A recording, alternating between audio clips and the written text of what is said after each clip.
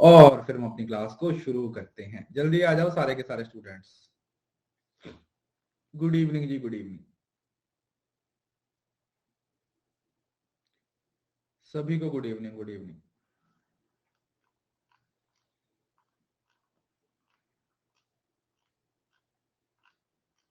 Good evening बच्चे, good evening सभी को, गुड इवनिंग। कैसे हो सब लोग? बढ़िया।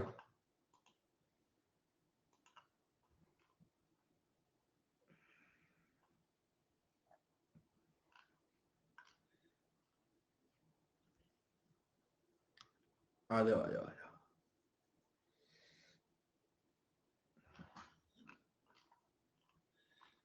कितने आवर्स की क्लास? आज 12 घंटे की क्लास लेंगे, सुबह 8 बजे तक।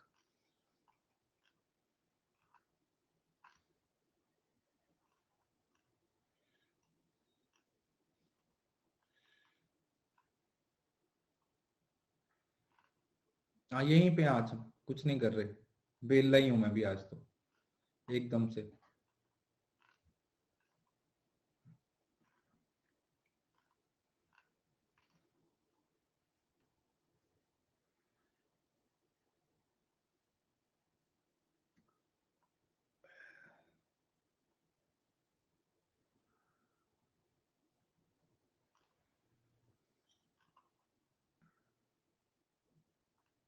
मैं बढ़िया जी, आप बताइए।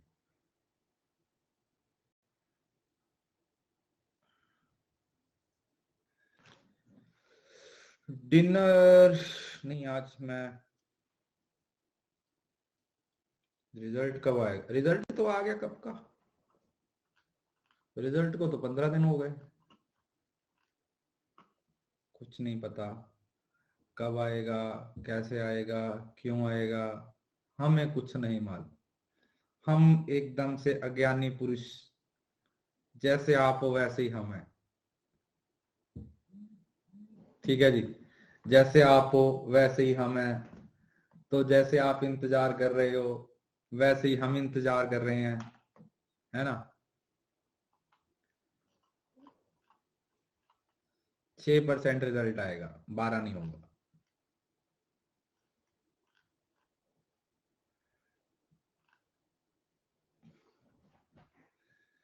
12 नहीं होगा।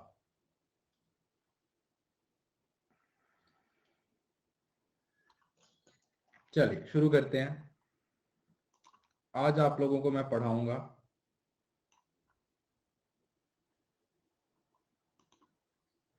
मैंने कैट का एग्जाम नहीं दिया बच्चे। हम इतने इंटेलिजेंट कहाँ, हमसे कैट का कहाँ से निकलेगा। नेट जेआरएफ तो तुक्के से निकला है, कैट कहाँ से निकाल लेते हम।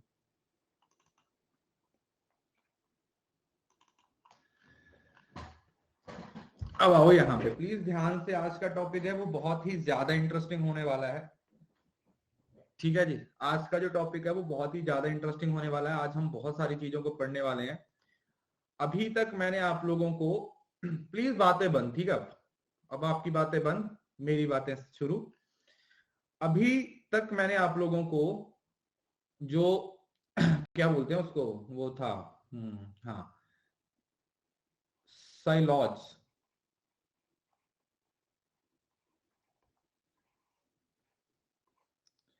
जो सिलॉजिज्म था वो मैंने आप लोगों को प्रैक्टिकल करवाया था। प्रैक्टिकली, प्रैक्टिकली समझते हो ना कि वो किस तरीके से उसकी प्रैक्टिकल एप्लीकेशन है। जो आपका प्रैक्टिकल क्वेश्चन आपसे कैसे पूछे जाते हैं उसका जो आंसर है उस तरीके से हमने उसका मतलब एक जो वो गोल गोल मोलू गोलू मोलू से बना के ये वाला इस तरीके से आप लोगों को मैंने करवाया था। अब उसके साथ हमारे पास सिलॉजिज्म का एक दूसरा पार्ट है जिसको हम फॉर्मल फैलेसी का नाम देते हैं।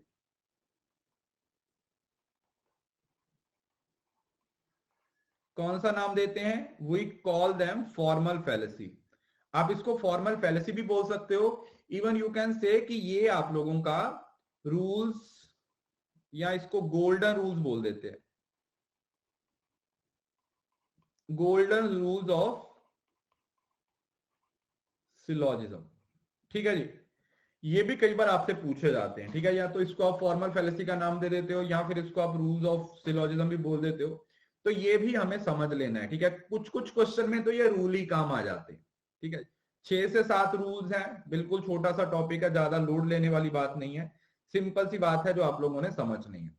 इसको समझने से पहले एक चीज आप दिमाग में बिठा लीजिए, मैंने आप लोगों को एक टॉपिक पढ़ाया था, कौन सा, रंजीता बच्चे रिफ्रेश कर लो, डिस्ट्रीब्यूशन, अगर आप लोगों को याद हो।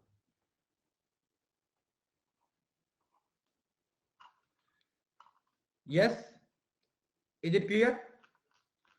आप लोगों को एक डिस्ट्रीब्यूशन वाला कंसेप्ट पढ़ाया था, जिसमें आप लोगों को एक चीज मैंने बताई थी कि कोई भी टर्म तब डिस्ट्रीब्यूटेड होती है जब वो 100% होती है। कोई भी टर्म तब डिस्ट्रीब्यूटेड होती है जब वो 100% होती है। फिर वो 100% चाहे पॉजिटिव हो चाहे 100% नेगेटिव हो, उससे कोई भी फर्क नहीं पड़ता। इतना बात सभी बच्चों को याद होगी, मुझे नहीं लगता कि इसमें कोई दिक्कत होनी चाहिए। इतना मैंने आप लोगों को पढ़ाया था कि कोई भी टर्म जो 100% होती है वही डिस्ट्रीब्यूटेड होती है, फिर वो चाहे पॉजिटिव हो चाहे नेगेटिव हो, ठीक है, उसके बारे में हम डिस्कस कर चुके हैं। अब यहां पर एक और चीज मैंने आप लोगों को पढ़ाई थी, स्टैंडर्ड फॉर्म, क्योंकि ये चीजें अब काम आएंगी, ठीक है, जो पढ़ाई हुई है ना। स्टैंडर्ड फॉर्म, स्टैंडर्ड फॉर्म में मैंने आप लोगों को पढ़ाया था कि सबसे पहले हमारे पास एक मेजर प्रीमाइस होगा, दूसरा माइनर प्रीमाइस होगा, देन एक कंक्लूजन होगा। कंक्लूजन में से आप दो चीजें निकाल लेते हो, कौन कौन सी, मेजर टर्म, माइनर टर्म। और ये जो मेजर टर्म होती है वो कहां पे होती है, वो मेजर प्रीमाइस में होती है, और जो माइनर टर्म होती है वो माइनर प्रीमाइस में होती है। और जो इन दोनों के बीच में पाया जाता है उसको क्या बोल देते हैं, उसको बोल देते हैं मिडल टर्म। उम्मीद करता हूं इतनी बातें आप लोगों को याद होंगी। अगर इतना याद है तो आज का टॉपिक आप लोगों के लिए समझना काफी आसान हो जाएगा, क्योंकि आज के टॉपिक में इससे बाहर कुछ भी नहीं है, ठीक है जी। इससे बाहर कुछ भी नहीं है, वही स्टैंडर्ड फॉर्म है जो आप लोगों से पूछी जाती है, ठीक है जी। अब इसको समझने की कोशिश करते हैं। 5 से 6 रूल है, बस उसको याद करना है। लास्ट में एक समरी दी जाएगी, उसको भी आप अपने दिमाग में क्या कर लेना, बिठा लेना, ठीक है।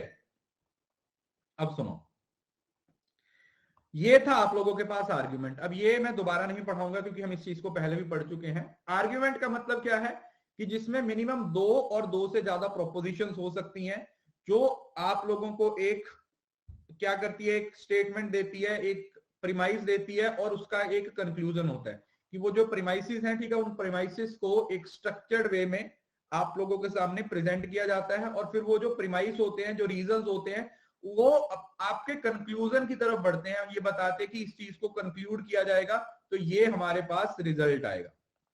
अगर हम इसको कंक्लूड करेंगे तो ये हमारे पास रिजल्ट आएगा, ठीक है जी। इतनी बात सभी को याद होगी, इसमें तो मुझे नहीं लगता कि किसी को कोई दिक्कत होगी। और उसके बाद हमने समझा था कि जो आर्ग्यूमेंट होते हैं वो हमारे पास 2 तरीके के आर्ग्यूमेंट होते हैं। पहला आपका इंडक्टिव आर्ग्यूमेंट होता है, दूसरा आपका डिडक्टिव आर्ग्यूमेंट होता है। इंडक्टिव को हमने बहुत डिटेल में पढ़ा, डिडक्टिव को अभी हमने बहुत डिटेल में पढ़ा, ठीक है। तो दोनों को हम काफी डिटेल में पढ़ के आए, इंडक्टिव और डिडक्टिव में क्या दिक्कत थी। इंडक्टिव में क्या होता है, प्रोबेबिलिटी की बात होती है कि अगर दोनों प्रीमाइसेस ट्रू हैं तो भी कंक्लूजन आपका प्रोबेबली ट्रू होगा। ऐसा नहीं बोल सकते कि आपका कंक्लूजन 100% ट्रू होगा। और उसके बाद फिर स्ट्रॉन्ग एंड वीक आया था, फिर कोजेंट और अनकोजेंट आया था, ठीक है, ये बात बताई थी आप लोगों को। उसके बाद जो डिडक्टिव आर्ग्यूमेंट था, ठीक है जी, डिडक्टिव में क्या था, डिडक्टिव में आप लोगों को यह पढ़ाया था कि अगर कंक्लूजन फॉलो करेगा ही करेगा, और उस कंक्लूजन में सच्चाई हो या ना हो उससे कोई फर्क नहीं पड़ता, ठीक है। अब ये सारी चीजें ऑलरेडी हम इस कोर्स में काफी डिटेल में पढ़ चुके हैं, तो हम और इसके अंदर घुसने की कोशिश नहीं करेंगे। बस इतना सा दिमाग में बिठा लीजिए कि वो वही सारी चीजें हैं, वो घूम करके यहाँ पे आ रही हैं। उसके बाद ये वाला चार्ट है जो आप लोगों को पहले पढ़ाया था कि जो इंडक्टिव मेथड होता है वो किस तरीके से काम करता है, जो डिडक्टिव मेथड होता है वो किस तरीके से काम करता है, और इसको हमने काफी डिटेल में पहले भी पढ़ा हुआ, ठीक है। तो इंडक्टिव और डिडक्टिव के बारे में जब बात की जाती है तो वो कौन कौन सी स्टेटमेंट्स देते हैं, किस तरीके से स्टेटमेंट्स देते हैं, उसके बारे में हम यहाँ पर क्या कर चुके हैं, डिस्कस कर चुके हैं। अब हमारा मेन पर्पस क्या है? मेन पर्पस है इसके रूल्स को समझना। यहां पे ये देखो, ये इसका स्क्रीनशॉट ले लो, नहीं तो इसको फटाफट से दोबारा अपनी कॉपी पे नोट करो। 1 मिनट का टाइम दे रहा हूं आप लोगों को, फटाफट से इसको अपनी कॉपी पे नोट करो। चाहे आपको आता है बट दोबारा इसको कॉपी पे नोट करो, फटाफट से लिखो।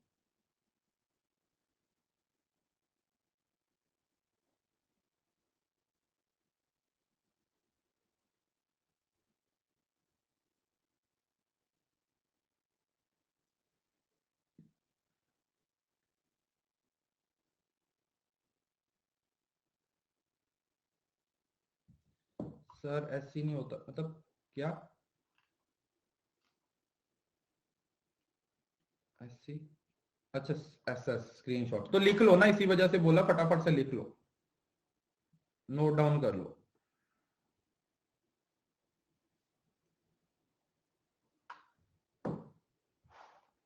नहीं नहीं, बिजनेस फाइनेंस की वो दोनों एक ही टाइम पे हो गई थी ना, इस वजह से उसको रीशेड्यूल कर दिया, उसको रीशेड्यूल कर दिया है।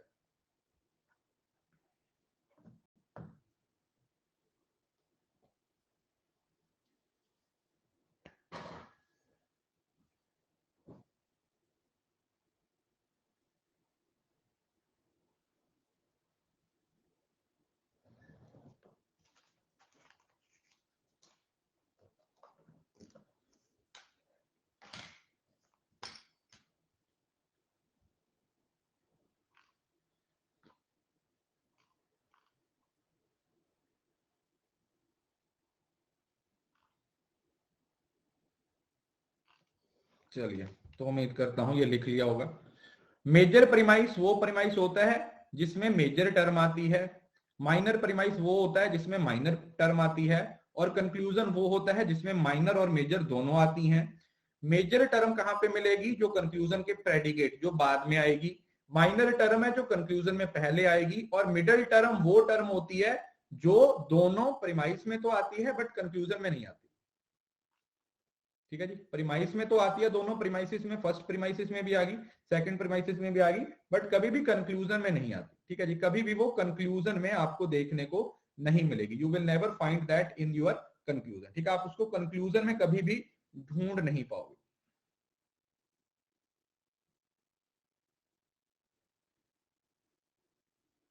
ठीक है जी, तो ये मतलब थर्ड प्रोपोजिशन हो गया ना। प्रोपोजिशन देखो, प्रोपोजिशन का मतलब तो एक तरीके से स्टेटमेंट ही होता है, तो कंक्लूजन भी एक तरीके की स्टेटमेंट ही होती है ना।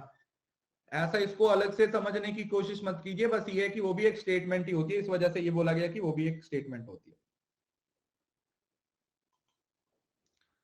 अब ये देखो, इसमें वही है कि आप all man are mortal, Socrates is a man, so Socrates is a mortal. तो यहां पर जो मॉर्टल है वो मेजर टर्म हो जाएगी, जो माइनर टर्म है वो क्या हो जाएगा? वो सॉक्रेट हो जाएगा।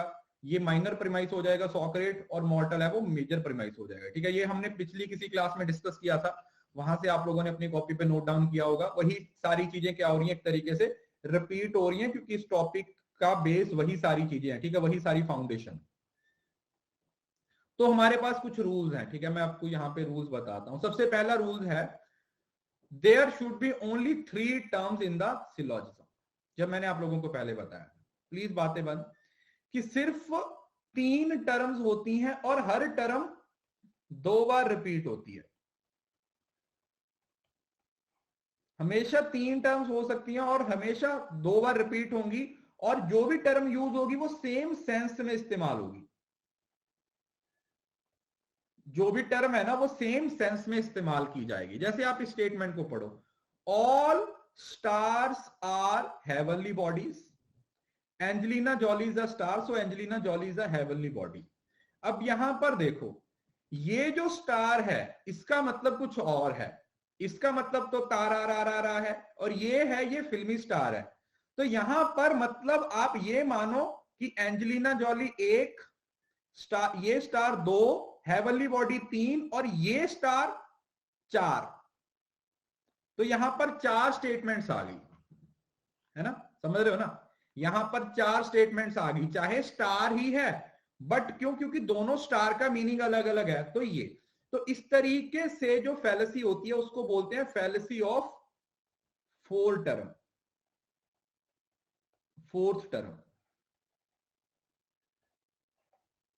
फैलेसी ऑफ फोर्थ टर्म, इस तरीके की फैलेसी है। अगर 3 से ज्यादा टर्म्स हैं वहां पर देखने को मिल जाए, जैसे यहां पर देखो, every police officer is brave, Mike is police officer, so Mike is brave. तो क्या इसमें चौथी स्टेटमेंट है कोई? नहीं, क्योंकि देखो माइक 1 हो गया, पुलिस ऑफिसर 2 हो गया और ब्रेव 3 हो गया। यहां पर पुलिस ऑफिसर का भी वही मतलब है, ब्रेव का भी वही मतलब है, बाकी सारी चीजों का सेम मतलब है, बट यहां पर स्टार का मतलब कुछ और था, यहां पर स्टार का मतलब कुछ और है। तो इसका मतलब फर्स्ट रूल क्या है कि एक टोटल 3 टर्म्स होनी चाहिए और हर टर्म 2 बार रिपीट होनी चाहिए। There should be 3 terms and every term should be repeat itself twice. हर टर्म 2 बार अपने आप को क्या करेगी? रिपीट करेगी। ठीक है जी, इज इट क्लियर? चलिए, तो ये पहला रूल हुआ जिसमें आप लोगों ने याद रखना है कि 3 टर्म्स होनी चाहिए और हर टर्म 2 बार आनी चाहिए और सेम सेंस में इस्तेमाल होनी चाहिए। दूसरा रूल होता है the major and minor term should only be universal in the conclusion if they are universal in the premise. अब ये चीज क्या है वो मैं आपको बताता हूं। अगर आपकी मेजर टर्म डिस्ट्रीब्यूटेड है, मतलब अगर आपकी मेजर टर्म डिस्ट्रीब्यूटेड है, कहां पे देखेंगे मेजर टर्म? कहां पे देखते हैं मेजर टर्म? हमेशा देखेंगे कंक्लूजन में। यस और नो? सपोज करो आपकी मेजर टर्म डिस्ट्रीब्यूटेड है, मतलब मेजर टर्म 100% है। जैसे यहां पर देखो, यहां पर मेजर टर्म कौन सी है? यहां पर मेजर टर्म ब्रिलियंट है। कौन सी है? ब्रिलियंट है। तो ये प्रीमाइस में भी डिस्ट्रीब्यूटेड होनी चाहिए, बट यहां पर ये ब्रिलियंट डिस्ट्रीब्यूटेड नहीं है। यस और नो? ध्यान से समझो, यहां पर ये ब्रिलियंट है ना, ये डिस्ट्रीब्यूटेड है, मतलब 100% है। बट क्या यहां पर ये 100% है? ऑल तो इसके साथ लगा हुआ है ना, all philosopher are brilliant. Philosopher 100% है ना, ब्रिलियंट 100% नहीं है। तो कहने का मतलब क्या हुआ, हम कंक्लूजन चेक करेंगे। ध्यान से सुनो मेरी बात को। आप क्या चेक करोगे? कंक्लूजन चेक करोगे। कंक्लूजन में एक मेजर टर्म है और एक माइनर टर्म होती है, ठीक है? ये आप लोगों को अभी बताया। अगर आपकी मेजर टर्म डिस्ट्रीब्यूटेड है कंक्लूजन में, तो इसका मतलब वो मेजर परिमाइस में, एक second, the major and minor term if they are universal, इसमें नहीं, कहीं पे भी, दोनों में से किसी में भी, किसी भी परिमाइस में वो डिस्ट्रीब्यूटेड होनी चाहिए, पहली बात। और अगर आपकी माइनर टर्म डिस्ट्रीब्यूटेड है तो वो भी आपकी प्रीमाइस में डिस्ट्रीब्यूट होनी चाहिए। बात समझ आई? इसका सीधा सा मतलब क्या हुआ, ध्यान से सुनो। जैसे आप इसमें देखो, वो तो ऑब्वियसली बात है मेजर में ही होगी वहां, वो तो बाय डिफॉल्ट ही है, ठीक है? देखो ध्यान से सुनो, अब इस बात को सुनो। Every philosopher, all philosopher are brilliant, मैं यहां पे लिखता हूं all philosophers are brilliant, no terrorist is a philosopher, is philosopher,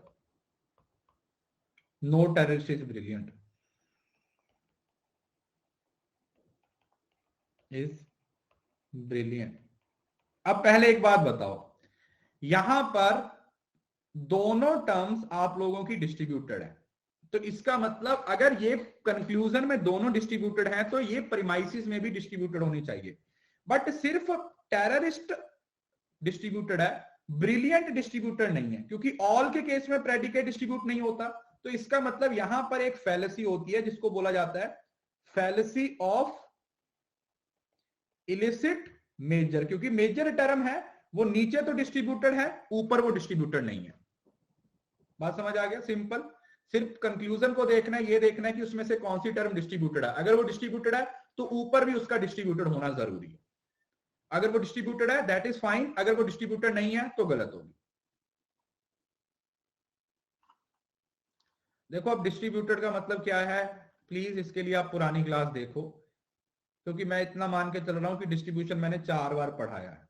अगर आपने वो क्लास नहीं देखी है तो इसका मतलब आप कोर्स को प्रॉपर्ली फॉलो नहीं कर रहे हो, इन बिटवीन कहीं से भी शुरू कर रहे हो, जो कि मुझे सही नहीं लगता। अगर आप लोगों को कोर्स का फायदा लेना है तो आपको सारी क्लासेस को एक सीक्वेंस में देखना पड़ेगा, क्योंकि डिस्ट्रीब्यूशन के बारे में मैं एक बार नहीं कम से कम उस क्लास में 4 बार पढ़ाया था। डिस्ट्रीब्यूशन का मतलब जो भी टर्म 100% है, चाहे पॉजिटिव 100% है, चाहे वो नेगेटिवली 100% है। यार नो के साथ लगी हुई हर टर्म डिस्ट्रीब्यूटेड होती है, नो का सब्जेक्ट भी डिस्ट्रीब्यूटेड होता है और प्रेडिकेट भी डिस्ट्रीब्यूटेड होता है। प्लीज अब ये मैं नहीं पढ़ाऊंगा यार दोबारा, समझ रहे हो ना? इस पे पूरा 1.5 घंटा पढ़ाया मैंने, तो that is your responsibility to watch. अब यहां पर अगर फिर से मैं पढ़ाने लगूंगा तो ये वाला टॉपिक मैं कब करवाऊंगा?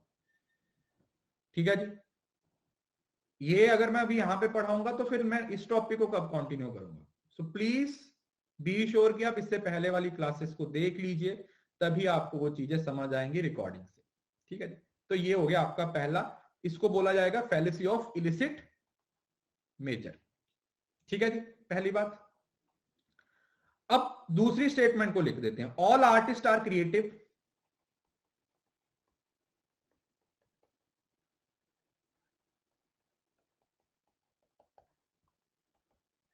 All artist are weird people.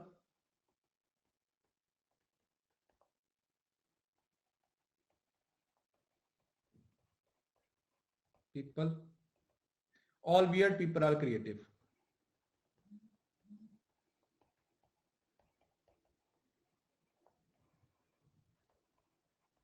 अब ध्यान से देखो, कंक्लूजन में कौन सी टर्म डिस्ट्रीब्यूटेड है इसमें बताओ, कौन सी टर्म डिस्ट्रीब्यूटेड है?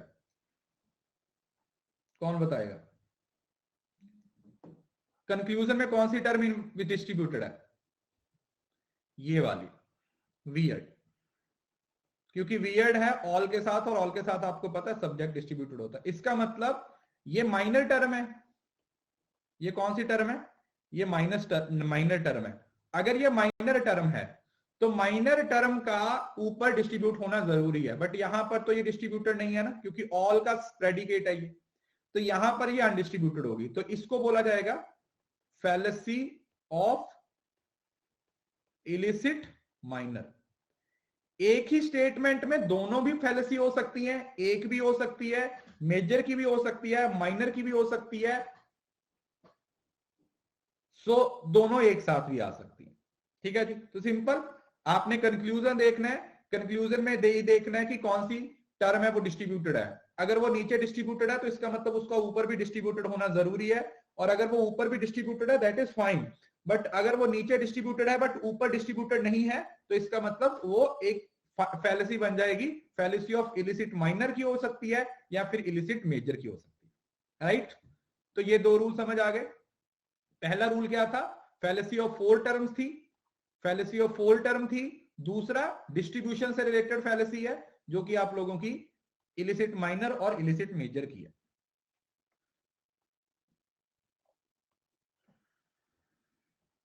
अब तीसरा, मिडल टर्म है वो कम से कम किसी एक प्रीमाइस में डिस्ट्रीब्यूटेड होनी जरूरी है। याद रखिए, ये रूल भी डिस्ट्रीब्यूशन से रिलेटेड है। मिडल टर्म का दोनों प्रीमाइस में किसी एक जगह पर एटलीस्ट वंस डिस्ट्रीब्यूटेड होनी चाहिए। मिडल टर्म वंस डिस्ट्रीब्यूटेड, दोनों में से कहीं पे भी, मतलब दोनों में से किसी एक जगह पर मिडल टर्म आपकी 100% होनी चाहिए। जैसे यहां पर देखो, all beans are leguminous, mango seeds are beans, तो यहां पर ऑल के साथ बीन्स लगा हुआ है, तो इसका मतलब ये तो वैलिड है, क्योंकि ये यहां पर डिस्ट्रीब्यूटेड होगी। यहां पर ये 100% हो गई, यहां पर ये 100% हो गई। Some liars are not studious, Macro is a lawyer. अब यहां पर देखो, ये लॉयर भी डिस्ट्रीब्यूटेड नहीं है और ये लॉयर भी डिस्ट्रीब्यूटेड नहीं है, तो इसका मतलब दोनों में से किसी एक का डिस्ट्रीब्यूट होना जरूरी है। दोनों में से किसी एक प्रीमाइस में डिस्ट्रीब्यूटेड होना जरूरी है। Right, clear. तो यहां पर मैं ना एक स्लाइड पे ना साथ ही साथ रूल लिखता रहता हूं। यहां पे सबसे पहला रूल क्या है, fallacy of 4 term,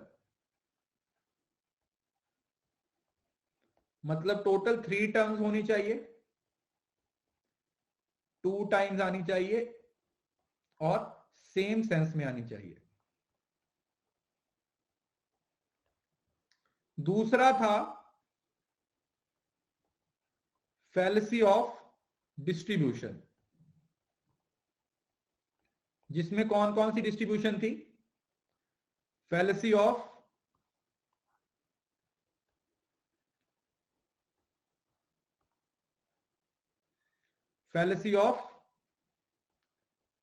illicit, major और fallacy of illicit minor.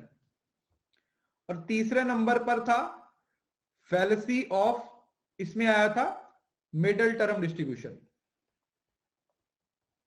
Middle term distribution at least once any premise. दोनों में से किसी भी प्रीमाइस में मिडल टर्म है वो आपकी डिस्ट्रीब्यूट होनी चाहिए। दोनों में से किसी एक प्रीमाइस में आपकी जो मिडल टर्म है वो डिस्ट्रीब्यूटेड होनी जरूरी है।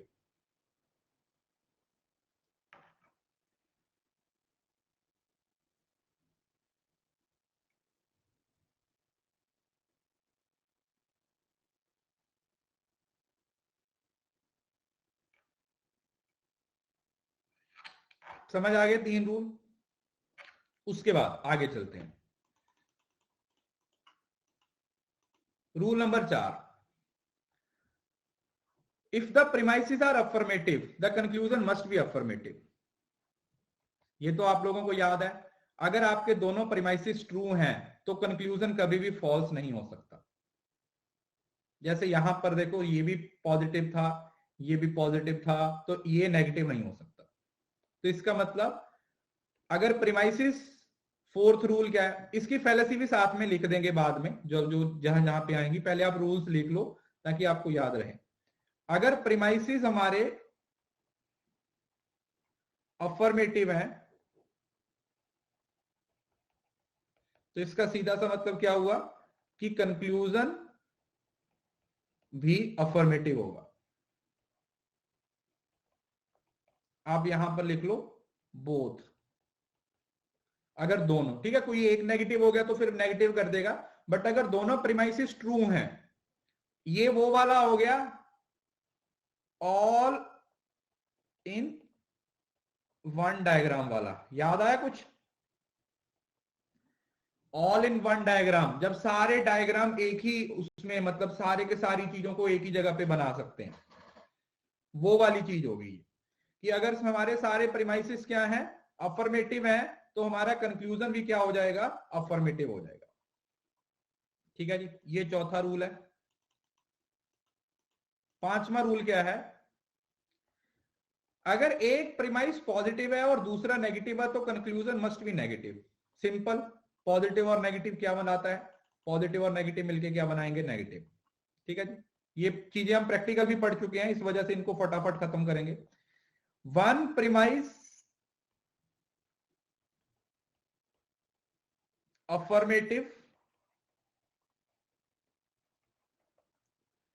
one premise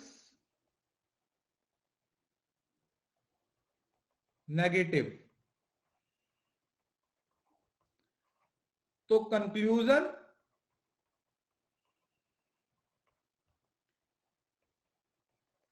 will be negative. Conclusion क्या हो जाएगा, नेगेटिव हो जाएगा। ठीक है, एग्जांपल समझते हैं, इसको लिख लो। ठीक है, इस तरीके से एक प्रीमाइसिस आपका अफर्मेटिव है और एक नेगेटिव है। ये तो मैथ के रूल की तरह है ना कि पॉजिटिव और नेगेटिव मिलके क्या बनाएंगे, नेगेटिव बनाएंगे। जैसे यहां पे देखो, some Filipinos are fiesta lovers, Diego is not a Filipino. ये लिखा हुआ है ना, नॉट आ गया तो इसका मतलब Diego is not a fiesta lover. Some students are cheater, some students are not lazy, some students are cheater. अब देखो यहां पर अगर नो आ गया तो ये पॉजिटिव कैसे हो जाएगा, यस और नो? क्योंकि अगर एक भी प्रीमाइस आपका नेगेटिव हो गया तो कंक्लूजन को नेगेटिव होना ही पड़ेगा, दिस इज कंपल्सरी। कि जो कंक्लूजन है उसको उसका नेगेटिव होना जरूरी हो जाएगा, उसका नेगेटिव होना क्या हो जाएगा बेटा, जरूरी हो जाएगा। It is compulsorily to be negative. ठीक है जी, तो ये हो गया आपका रूल नंबर 5। रूल नंबर 6 क्या कहता है, अगर बोथ प्रीमाइसिस नेगेटिव हैं तो कंक्लूजन आएगा ही नहीं, कंक्लूजन विल बी इनवैलिड, दोनों नेगेटिव नहीं हो सकते। ठीक है जी, रूल नंबर 6 क्या बोलता है, रूल नंबर 6 क्या बोलता है, अगर बोथ प्रीमाइस नेगेटिव हो गए there will be no conclusion, कोई कंक्लूजन आ ही नहीं सकता क्योंकि दोनों में से किसी एक प्रीमाइस का पॉजिटिव और यूनिवर्सल होना जरूरी है। नल हो जाएगा, नल का मतलब नल रहने दो, इनवैलिड लिख लो, वो ज्यादा सही है।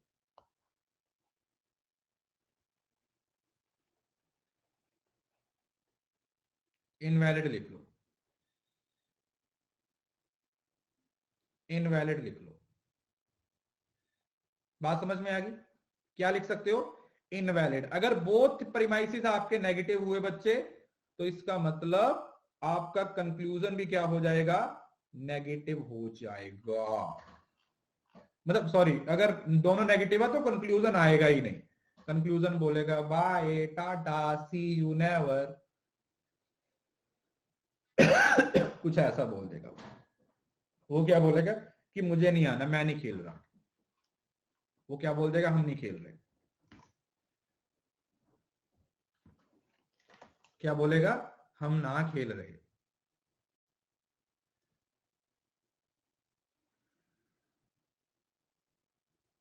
सिंपल। किसी को इस बात में कोई तकलीफ, किसी को कोई बात समझ नहीं आई तो पूछ सकता है।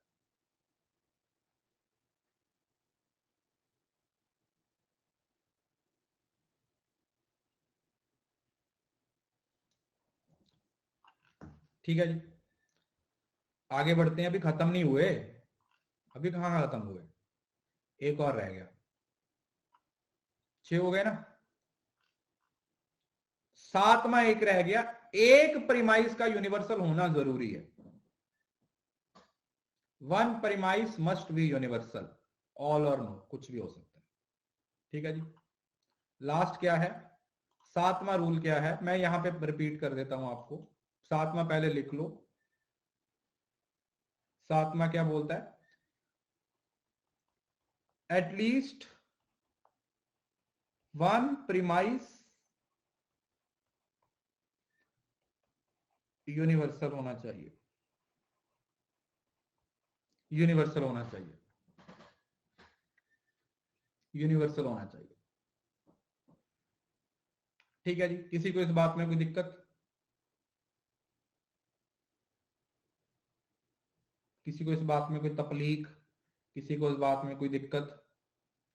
6 रूल, अगर दोनों प्रीमाइस बेटा नेगेटिव हो गए तो आपका कंक्लूजन आएगा ही नहीं, क्योंकि वो इधर देख रहा है, वो इधर देख रहा है, कैसे कंक्लूड करोगे? कुछ ना कुछ तो होना चाहिए ना पॉजिटिव, कुछ ना कुछ तो पॉजिटिव होना चाहिए।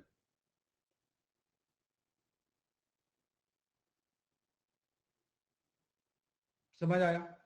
चलो मैं आपको ना थोड़ा सा और अच्छे तरीके से समझाता हूँ, रुको।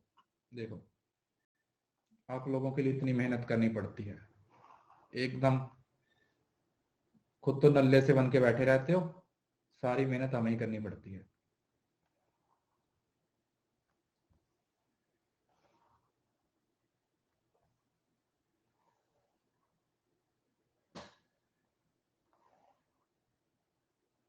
देखो, सबसे पहली फैलेसी 4 टर्म्स की क्या बोलता है कि 3 टर्म्स होनी चाहिए, 2 टाइम्स आनी चाहिए और सेम सेंस में होनी चाहिए, सेम सेंस में होनी चाहिए। उसके बाद जो नेक्स्ट है वो याद रखना फैलेसी डिस्ट्रीब्यूशन से रिलेटेड है। डिस्ट्रीब्यूशन से पहला क्या था कि जो मेजर और माइनर अगर ये प्रीमाइसिस में कंक्लूजन में डिस्ट्रीब्यूटेड है तो इनका ऊपर डिस्ट्रीब्यूटेड होना जरूरी है। तो इस वजह से फैलेसी बनती है इलिसिट मेजर की फैलेसी और इलिसिट माइनर की फैलेसी। ये एक हो गया, ये 2 हो गया। इसके अंदर एक तीसरा और था, डिस्ट्रीब्यूशन से रिलेटेड है, middle term distributed. Middle term at least once distributed होना चाहिए। और चौथा, once at least one premise universal. Universal का मतलब ही तो डिस्ट्रीब्यूटेड ही हो गया। Distributed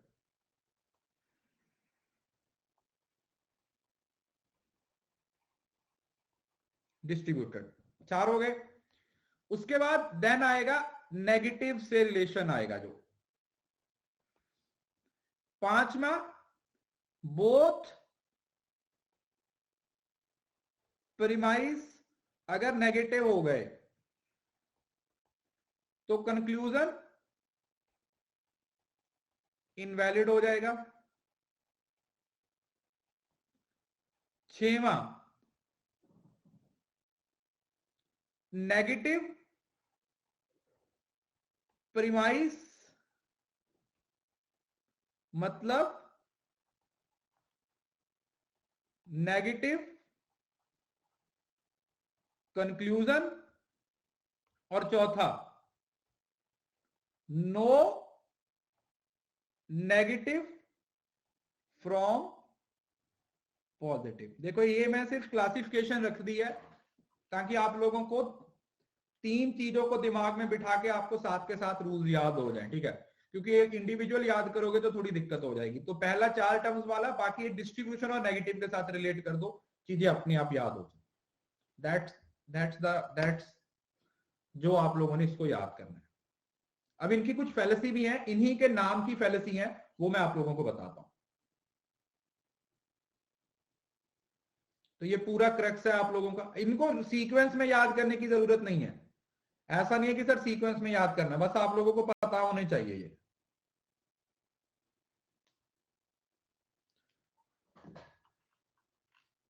at least one premise should be universal, तो वही है ना डिस्ट्रीब्यूटेड। ये देख लो ना, डिस्ट्रीब्यूटेड लिख दिया तो मतलब यूनिवर्सल ही हो गया ना। डिस्ट्रीब्यूटेड के साथ आप यूनिवर्सल लिख दो, यूनिवर्सल का मतलब ही तो डिस्ट्रीब्यूटेड ही हुआ ना। ठीक है जी, देख लो। Oh shit shit,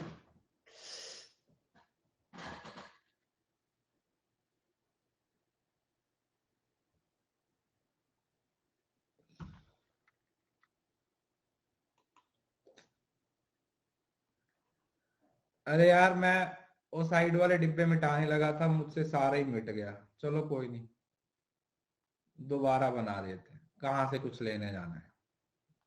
sorry, my mistake. चलो दोबारा लिखेंगे, मेरे को भी याद हो जाएगा, आपको भी याद हो जाएगा। अब हम डिब्बे ही 3 बनाते हैं। पहला था 4 टर्म्स वाला, 3 टर्म्स। फर्स्ट रूल है ये, 3 टर्म्स 2 टाइम्स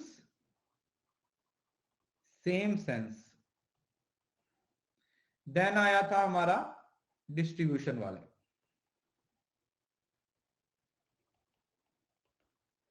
दूसरा था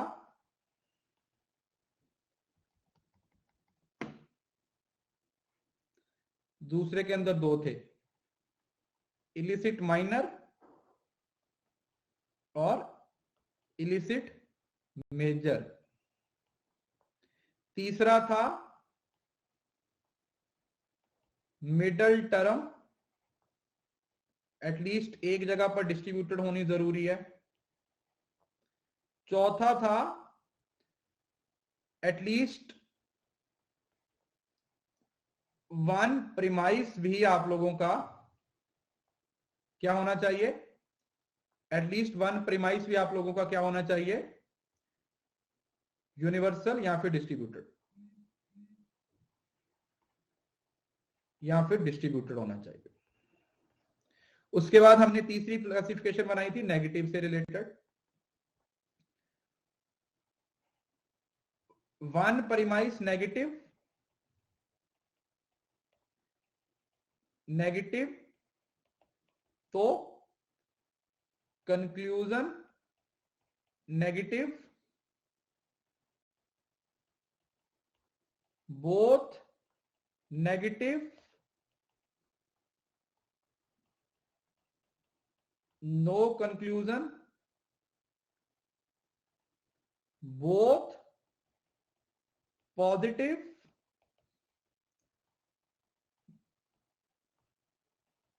नो नेगेटिव कंक्लूजन। ठीक है, दोबारा भी बना दिया। अच्छा भेज दिया तो मैं ऐड कर देता हूं। अच्छा ये भी ठीक ठाक सा तो है, वैसे वही सेम चीजें लिखी हैं। फाइन,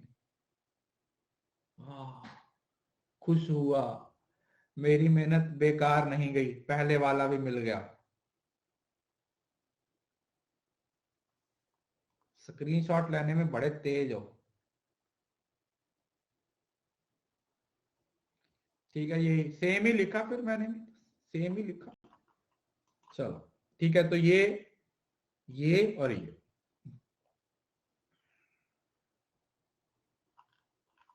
हाँ, लैपटॉप से तो स्निपिंग टूल से ले सकते हो आप।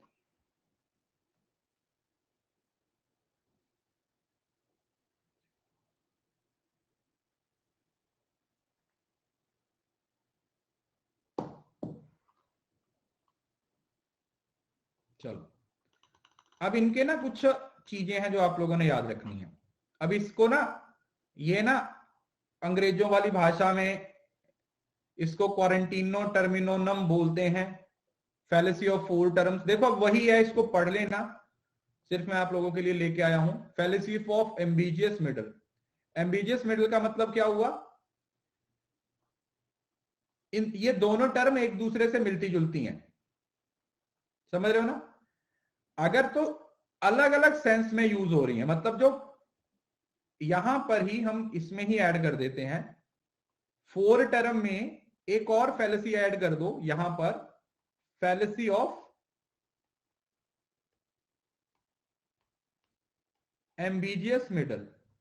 मतलब अगर तो आपने चार टर्म ही अलग अलग ऐड कर दी तो वो फैलेसी ऑफ फोर्थ टर्म हो जाएगी, और अगर डिफरेंट सेंस में यूज हुआ तो उसको फोर टर्म वाली फैलेसी नहीं बोलेंगे, उसको फैलेसी ऑफ एम्बिजियस मिडल बोल दिया जाएगा। ठीक है जी, बात समझ में आ गई।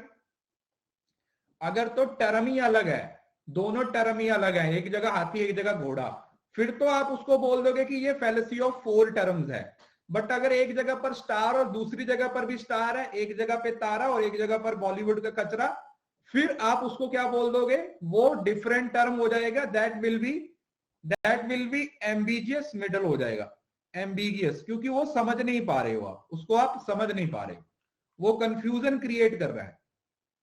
ठीक है जी, वो आपके सामने क्या क्रिएट कर रहा है, कंफ्यूजन क्रिएट कर रहा है, वो आप लोगों के सामने क्लियर नहीं है, that is not clear at all. ठीक है जी, ओके आगे देखते हैं। ये भी हो गया। जैसे ये देखो, यहां पर फेयर खूबसूरती, और यहां पर फेयर का मतलब जस्टिस, समझ रहे हो ना, क्योंकि वो ये होमोफोन्स होते हैं ना, जो सेम तरीके के शब्दों का इस्तेमाल होता है, एक शब्द के दो मतलब, इसी वजह से ये एम्बिजियस मिडल हो जाएगी। अलग अलग हो जाएगा, समझ रहे हो ना। ये देखो एक फेयर ये है, ये सोनपरी की छोटी बहन, और ये फेयर जस्टिस की बात हो रही है, ये जस्टिस की बात हो रही है, ऐसे करके। ठीक है जी, तो ये हो गया। देन आएगा अनडिस्ट्रीब्यूटेड मिडल, ये तो आप लोगों को बता दिया। फैलेसी ऑफ अनडिस्ट्रीब्यूटेड मिडल का मतलब क्या हुआ कि भाई मिडल टर्म कम से कम एक जगह पर डिस्ट्रीब्यूटेड होनी चाहिए। देखो यहां पर कौन सी मिडल टर्म कौन सी है, जैसे ये फिलिपिनोज है, फिलिपिनोस, यहां पर भी ये डिस्ट्रीब्यूटेड नहीं है, यहां पर भी ये डिस्ट्रीब्यूटेड नहीं है, तो मिडल टर्म कम से कम एक जगह पर डिस्ट्रीब्यूटेड होनी जरूरी है। मिडल टर्म का एक जगह पर डिस्ट्रीब्यूटेड होना जरूरी है। बोलो समझ आया? बोलो ना, शर्मा काहे को रहे हो, ससुराल में आए हो। वो तुम्हारा तुम्हारा वो ससुराल वाला टाइम निकल चुका है बेटा, अब समझ रहे हो ना। वो तुम्हारा जो स्टार्टिंग के एक महीना था ना, जब तुम्हारी सासू माँ तुम्हें कुछ नहीं कह रही थी, वो टाइम निकल चुका है। पहले तुम्हारी सासू माँ तुम्हें रसोई में जाने नहीं देगी, और अब तुम उस स्टेज पे आ गए हो कि तुम्हें रसोई से आने नहीं देगी, तो तुम्हारी मजदूरी है वो शुरू हो चुकी है, समझ रहे हो ना? तो जो तुम्हारा जाने वाला और आने वाला बस थोड़ा सा फर्क ही है, समझ रहे हो ना। पहले वो रसोई में आने नहीं देती थी, और अब वो रसोई से जाने नहीं देगी। ठीक है जी। हाँ, घर वाली बन के आए थे, अब काम वाली बनोगे। सही है। हाँ,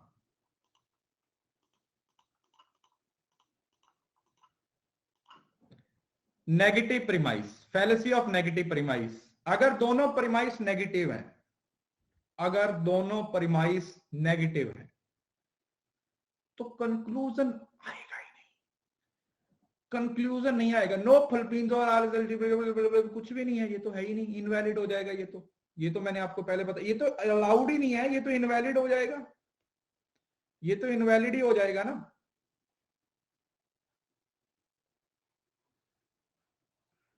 ये तो इनवैलिड ही हो जाएगा 404। तो ये हो गया नेगेटिव प्रीमाइस की फैलेसी। पर्टिकुलर प्रीमाइसिस, अगर दोनों प्रीमाइस पर्टिकुलर हो गए तो भी फैलेसी हो गया। क्यों? क्योंकि क्या रूल क्या था, कम से कम एक प्रीमाइस यूनिवर्सल होना चाहिए। रूल यही था। रूल क्या था? रूल था कि दोनों में से कोई एक प्रीमाइस का पॉजिटिव सॉरी यूनिवर्सल होना जरूरी है। सो अगर दोनों ही पर्टिकुलर हो गए, पर्टिकुलर हो गए, पर्टिकुलर हो गए, तो बात नहीं बनी। ठीक है, आगे फैलेसी ऑफ इलिसिट माइनर, ये भी आप लोगों को पढ़ा दिया कि अगर माइनर टर्म डिस्ट्रीब्यूटेड थी और वो आपके परिमाइस में डिस्ट्रीब्यूटेड नहीं है, तो भी फैलेसी है। उसी तरीके से इलिसिट मेजर भी, अगर वो परिमाइस में डिस्ट्रीब्यूट सॉरी कंक्लूजन में डिस्ट्रीब्यूटेड है, आपके परिमाइस में डिस्ट्रीब्यूटेड नहीं है, तो भी गलत हो जाएगा। इलिसिट माइनर और इलिसिट मेजर, क्लियर है जी। ये क्या है, हमारी क्लास के कुछ छोरे छोरियां हैं जो सबसे ज्यादा बोलते हैं, अपना अपना नंबर छांट लो, 1 2 3 4 5 6 7, हमारे 7 रतन है यहाँ पे। अब तुम कौन कौन से हो तुम सोचो, ये 1 वाली, 2 वाली, 3 वाली, 4 वाली, 5 वाली, 6 वाली, 7 वाली, कौन से हो तुम, कौन से हो?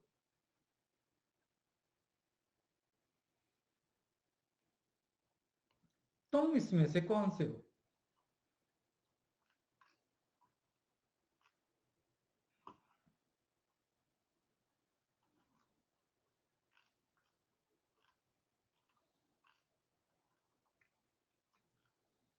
ठीक है जी, चलो जो भी है तुम अपनी इच्छा से और इलिसिट मेजर। अब इसमें ना कुछ फैलेसी हैं, उनको नोट डाउन करो, एक लास्ट में स्लाइड है ये देखो। अगर हमारे पास 4 टर्म्स आ जाएं तो फैलेसी ऑफ 4 टर्म आ जाएगी, और अगर इसी में डिफरेंट सेंस आ जाए तो उसको कौन सी फैलेसी बोला था? Fallacy of ambitious middle, right. अगर मिडल टर्म डिस्ट्रीब्यूटेड नहीं है तो उसको क्या नाम दिया जाएगा? Undistributed middle, fallacy of undistributed middle हो जाएगी। और ये फैलेसी ऑफ इलिसिट प्रोसेस में आपकी इलिसिट मेजर और इलिसिट माइनर। अब यहां पर अगर दोनों ही प्रीमाइस नेगेटिव हो गए तो उसको फैलेसी ऑफ एक्सक्लूसिव प्रीमाइस बोल दिया जाएगा, याद रखिए। अगर दोनों ही प्रीमाइस नेगेटिव हो गए तो नेगेटिव की एक्सक्लूसिबिलिटी हो जाएगी। तो आप ये मान के चलो कि दोनों ही प्रीमाइस नेगेटिव हो गए तो उसको बोला जाता है फैलेसी ऑफ एक्सक्लूसिव प्रीमाइस। और अगर दो यूनिवर्सल से आपने कोई नेगेटिव कंक्लूजन निकाल दिया तो उसको बोल दिया जाएगा एग्जिस्टेंशियल फैलेसी। इन दो फैलेसी में थोड़ा कंफ्यूज नहीं होना। अगर तो दोनों नेगेटिव हैं तो कौन सी फैलेसी हो जाएगी? एक्सक्लूसिव प्रीमाइस की फैलेसी हो जाएगी। और अगर दो यूनिवर्सल रिलेशन थे और उससे आपने पर्टिकुलर कंक्लूजन निकाल दिया तो उसको आप एग्जिस्टेंशियल फैलेसी बोल दोगे। मतलब समझ रहे हो ना? ये भी यूनिवर्सल था, ये भी यूनिवर्सल था, और उससे आपने पी निकाल दिया, यूयूपी, ये एक नया रूल हो गया यूयूपी, तो इसको एग्जिस्टेंशियल फैलेसी बोल दिया जाएगा। अरे अगर ऊपर 100 है, ये भी 100 है, तो नीचे 50 कैसे आ जाएगा? तो ये 100-150 वाला जो रूल है उसको आप एग्जिस्टेंशियल फैलेसी का नाम दे देते हो। इन दोनों फैलेसी के कंफ्यूजन नहीं होना चाहिए। एक्सक्लूसिव और एग्जिस्टेंशियल में डिफरेंस पता होना चाहिए। एक्सक्लूसिव तो नेगेटिव हो गया, देखो एक्सक्लूसिव तो नेगेटिव हो गया, उसमें कुछ नहीं है। एक्सक्लूसिव तो नेगेटिव हो गया, एक्सक्लूसिव तो नेगेटिव हो गया। और एक्सक्लूसिव मतलब देखो ये नेगेटिव हो गए, दोनों प्रीमाइस नेगेटिव, और यहां पर यूयूपी हो गया। दोनों यूनिवर्सल थे और उससे आप लोगों ने गलती से नेगेटिव वो निकाल दिया, प्रीमाइस कौन सा निकाल दिया? पर्टिकुलर निकाल दिया।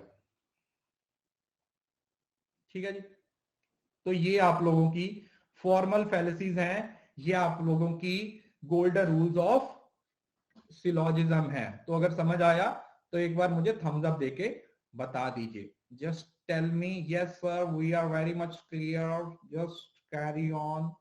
अगर समझ आ गया तो मुझे बता दीजिए। लास्ट वाला यही है बेटा कि अगर आपके पास, यहां पे लिख देता हूं, 7 थे, 8वां भी लिख देता हूं, यहां पे लिख देता हूं, बोथ प्रीमाइस यूनिवर्सल तो नो पर्टिकुलर कंक्लूजन। बट अगर आपने निकाला तो कौन सी फैलेसी होगी?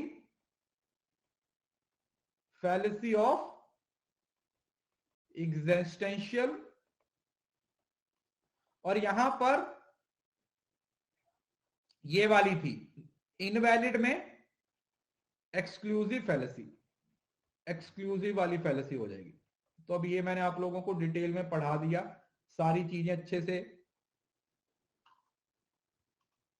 पढ़ा दिया, प्लीज दिमाग में बिठा लीजिए।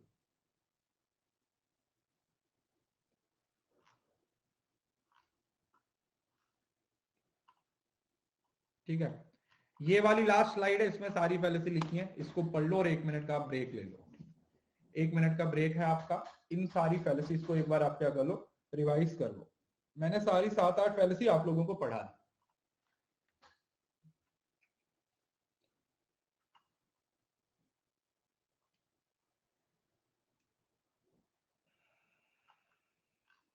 अरे हो जाएगा इनफॉर्मल भी यार, तुम भागते क्यों? तुम्हें तो ऐसे लगता है जैसे पता नहीं मैं बस आज क्लास लेने के बाद हिमालय पे चला जाऊंगा ना, जहां पे नेटवर्क भी नहीं आता। यही हूं भाई, यहीं पे बैठा हूं, यहीं पे पढ़ा रहा हूं। तो मुझे भी पता है आपको क्या पढ़ाना है, कैसे पढ़ाना है, कब पढ़ाना। लोड मत लो, आपका पूरा सिलेबस, आपके सारे पीवाईक्यू मैं सारे करवाऊंगा, टेंशन मत लो। इस टेबल में हम एक और चीज ऐड कर देते हैं जो कि आप लोगों की सुविधा को और अच्छा बना देगी। वो हम बना देते हैं यूनिवर्सल का, यूनिवर्सल।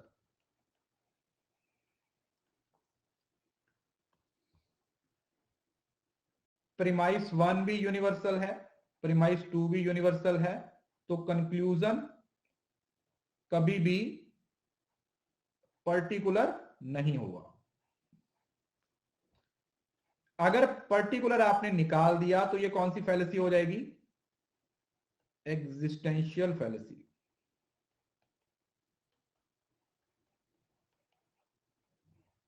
एग्जिस्टेंशियल फैलेसी, ये बोथ नेगेटिव में आपकी यहां पर जो है ये एक्सक्लूसिव फैलेसी है। थोड़ा सा लिख देता हूं, एक्सक्लूसिव। ठीक है जी। तो ये आप लोगों की फैलेसी हो गई हैं सारी फॉर्मल फैलेसीज। उम्मीद करता हूं कि ये बात आप लोगों को समझ आ गई होगी। अगर ये बात समझ में आ गई, सुमन देखो आप अपने हिसाब से कोई भी एक यूनिट शुरू करके उसको पढ़ना शुरू कर दीजिए। वेट मत कीजिए, ये मत सोचिए वो पढ़ूं ये पढ़ूं, जो पढ़ना है, जो दिल कर रहा है पढ़ना शुरू करो।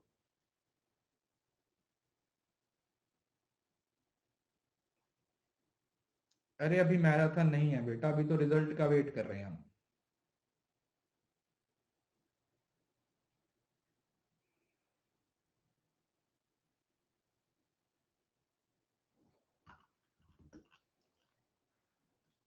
इस टॉपिक के लिए तो आप शुरू से देखो ना इस कोर्स को। ये टॉपिक पढ़ना है तो इस कोर्स को स्टार्टिंग से देखो, इस कोर्स को स्टार्टिंग से देखो, आपको सारा समझ आ जाएगा। ठीक है जी। हाँ, तो फॉर्मल बहुत है आज, इनफॉर्मल कल पढ़ेंगे और मूड्स और फिगर्स उसके बाद पढ़ेंगे, क्योंकि अभी यही दिमाग में नहीं बैठेंगी। अगर मैंने इनफॉर्मल भी आपके दिमाग में डाल दिया तो फिर एकदम से वो दिमाग में बहुत सारी चीजें आ जाएंगी। ठीक है जी। तो ये 8 फैलेसीज हैं, वो बहुत ही ज्यादा इंपॉर्टेंट है। इसी फैलेसी को हम कौन सी फैलेसी बोलते हैं? फॉर्मल फैलेसी का नाम दिया जाता है।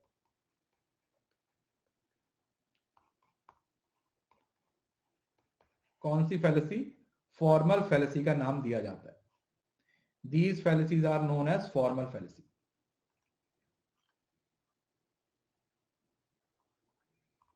चलो सारी एक बार रिपीट कर देते हैं, है ना। इसी से पढ़ा देता हूं ना, इसी से पढ़ा देता हूं। तो पहली फैलेसी ये थी कि जो हमारा स्ट्रक्चर होता है वो बेसिक स्ट्रक्चर ये होता है कि हम 3 टर्म्स की बात करते हैं और हर टर्म 2 बार आती है। 3 टर्म्स की बात होती है और हर टर्म 2 बार आती है। अगर तो चौथी टर्म आ गई तो उसको तो बोला जाएगा फैलेसी ऑफ फोर्थ टर्म, और अगर सेम टर्म डिफरेंट सेंस में आई तो उसको बोला जाएगा फैलेसी ऑफ एम्बिजियस मिडल। समझ रहे हो ना? तो इसका मतलब अगर तो टर्म ही अलग आ गई, हाथी के साथ घोड़ा आ गया, फिर तो आप बोल दोगे कि फैलेसी ऑफ फोर्थ टर्म आ गया। और अगर टर्म दोनों एक ही जगह पर है, वहां पर भी एलिफेंट है वहां पर भी एलिफेंट है, fair fair, city city, scene scene, but दोनों का मीनिंग अलग अलग निकल रहा है, एक सीन का मतलब अलग है, दूसरे वाले सीन का मतलब अलग है, तो उस केस में हम बोलेंगे कि यहां पर एम्बिजियस मिडल हो गई। उसके बाद 3 फैलेसी डिस्ट्रीब्यूशन से रिलेटेड है। पहली बात तो डिस्ट्रीब्यूशन कहां ढूंढेंगे? कंक्लूजन में देखेंगे कि कोई टर्म है वो डिस्ट्रीब्यूटेड है। अगर माइनर है तो उसका माइनर डिस्ट्रीब्यूटेड होना जरूरी है, मेजर है तो मेजर का डिस्ट्रीब्यूटेड होना जरूरी है। अगर माइनर डिस्ट्रीब्यूटेड है, ऊपर नहीं है, वो तो इलिसिट माइनर की फैलेसी हो जाएगी, और या फिर इलिसिट मेजर की फैलेसी हो जाएगी। उसके साथ फिर आता है मिडल टर्म। मिडल टर्म कौन सी हो जाएगी? जो मिडल टर्म है वो दोनों में से किसी एक जगह पर डिस्ट्रीब्यूटेड होनी जरूरी है, दोनों में किसी एक जगह पर उसका डिस्ट्रीब्यूटेड होना जरूरी है। और तीसरा, दोनों में से एक परिमाइस का 100% ट्रू होना जरूरी है। मतलब एक परिमाइस आपका क्या होना चाहिए? At least one premise should be universal, एक प्रीमाइस का आपका यूनिवर्सल होना जरूरी है। उसके बाद नेगेटिव, अगर एक प्रीमाइस नेगेटिव है तो इसका मतलब कंक्लूजन भी नेगेटिव होगा। अगर बोथ प्रीमाइस नेगेटिव हो गए तो कोई कंक्लूजन नहीं निकलेगा।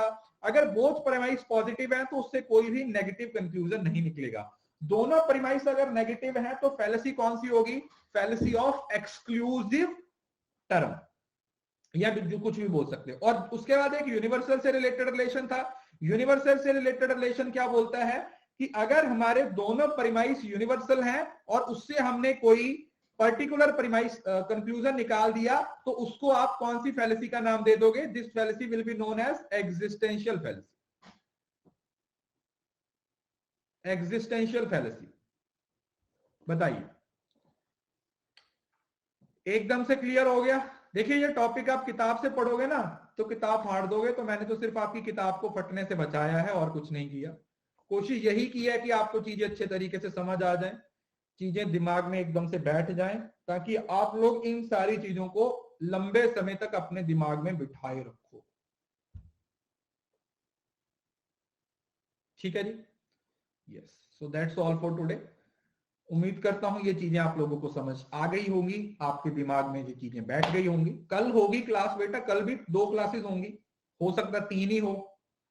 संडे को नहीं लेंगे, कल तो लेंगे यार। सैटरडे या क्या करना है, कल तो लेंगे क्लास। वही 11, 2 और 8, 3 क्लासेस लेंगे कल।